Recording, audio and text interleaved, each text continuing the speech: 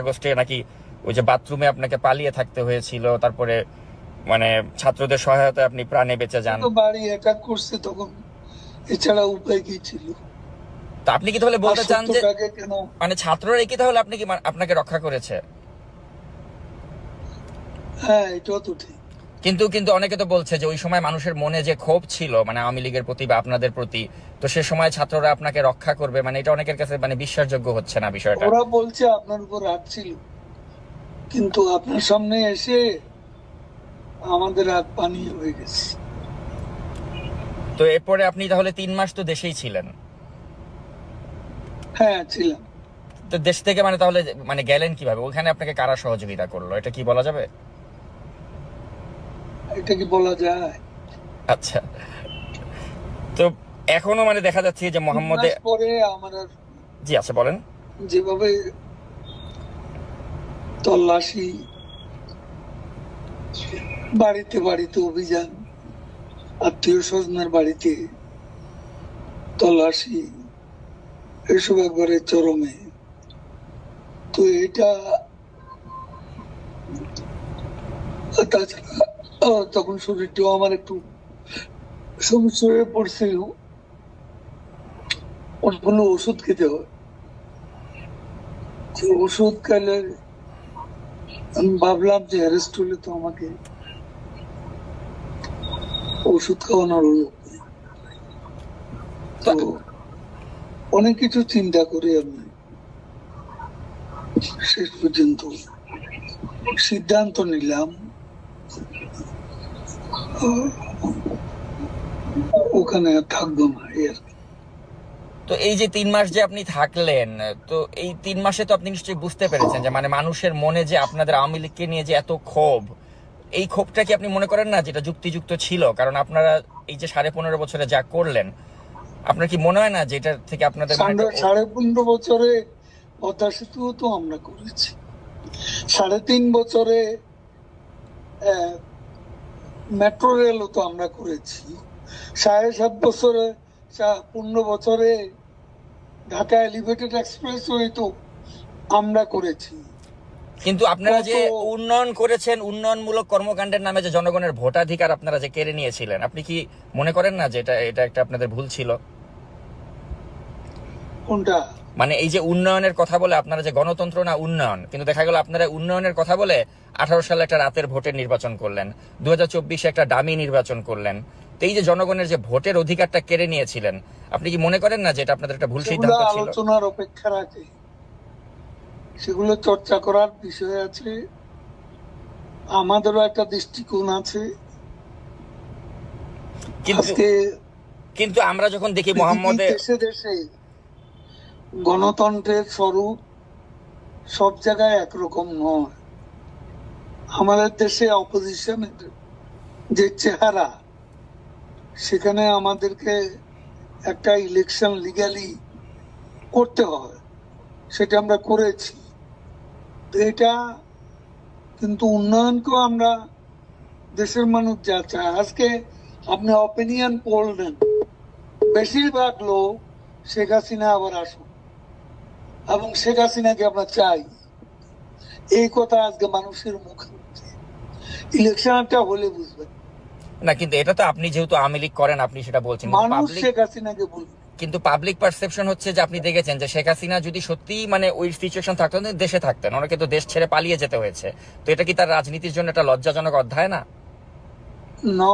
আমি এটা মনে করি না। তখন তার বেঁচে প্রয়োজন ছিল, কারণ তাদের সেদিন প্ল্যানই ছিল তাকে কিল করবে। আচ্ছা, বেগম খালেদা জিয়াও তো মারাত্মক শারীরিকভাবে অসুস্থ ছিলেন, কিন্তু কই উনি তো কম্প্রোমাইজ করেননি, উনি তো আপোষ করেননি, উনি তো দেশেই থেকেছেন, তাকে চিকিৎসাও করতে দেননি।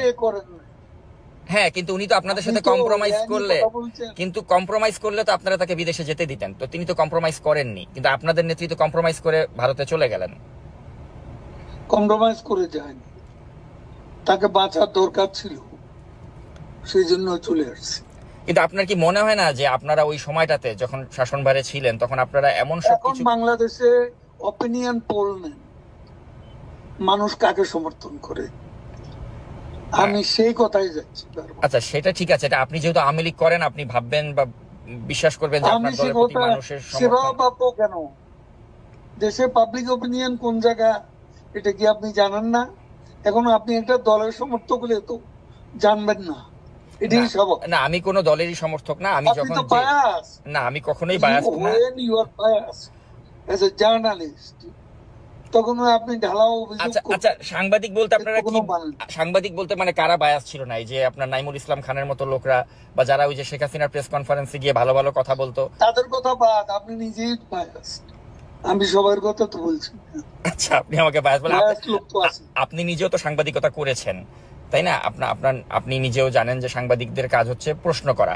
আমি ওই প্রশ্নটাই আপনাকে করছি, তো সেজন্য আমি সে প্রশ্ন করে লাভ তো নেই। প্রশ্ন করে যা নেবেন সেটা লিখতে পারবেন না, কারণ আমি আওয়ামী লীগের যে সেটি সেটা আপনি প্রচার করতে পারবেন না। আমি অবশ্যই প্রচার করতে কথা পারবো, বলার জন্য বলছেন। এবং আমি যেটা কথা আপনার সাথে হ্যাঁ? হচ্ছে পুরোটাই আমি আনকাট প্রচার করব। কিন্তু আমি যেটা জানতে চাই যে আপনাদের কি এখনো কোনো অনুশোচনা বা আত্ম উপলব্ধি হয়েছে যে আপনারা যা করেছিলেন না, সেগুলো সেটা সঠিক ছিল না? না, আমাদের আত্ম উপলব্ধি, আমাদের আত্মসমালোচনা থাকতে পারে, এবং সেটা নিয়ে আমরা চর্চা করব যখন আমরা দেশে ফিরব, এবং সেখানে আলোচনা করে ভুল হয়ে থাকে আমরা ভুল স্বীকার করব, সেটা দেশে বিদেশে বসে। কিন্তু দেশে কি যাওয়ার মতো বাস্তবতা আপনাদের হবে আদৌ? কারণ আপনাদের নেতাকর্মীরা সবাই তো মানে পলাতকই বেশিরভাগই, কাউকেই তো আমরা দেখতে পাচ্ছি না। আদৌ কি দেশে আসার মতো কোনো সিচুয়েশন কখনো হবে আপনার মনে হয়? The sun rises every day, but the night before. তো আরেকটা প্রশ্ন করতে চাই, আরেকটা প্রশ্ন আপনাকে করতে। এটা তো আপনি জানা, এটা ইংরেজিটার বাংলা।